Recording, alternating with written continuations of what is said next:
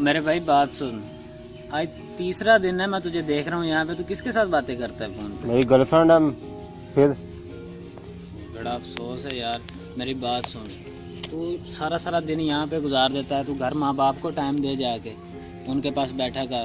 अगर उनको पता चलेगा कि हमारा लड़का ऐसी हरकतें कर रहा है, गैर लड़कियों के साथ फ़ोन पे बातें करता है, तो उनके दिल पर क्या गुजरेगी? उनकी इज्जत तू मिट्टी में मिला रहा है। और ये एक हदीस भी है भाई कि जब तक लड़का लड़की का कोई निकाह नहीं हो जाता, वो आपस में बातें करें या मिलें, ये हराम है। तुझे पता है इसका कितना सख्त गुनाह है? ओ मेरे भाई बात सुन, अभी भी कुछ नहीं हुआ, छोड़ दे इसको, कोई फायदा नहीं है। तुम नेक काम कर।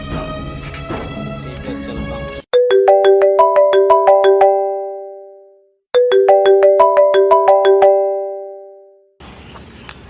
हेलो जी जान, 50 का नोट अभी है।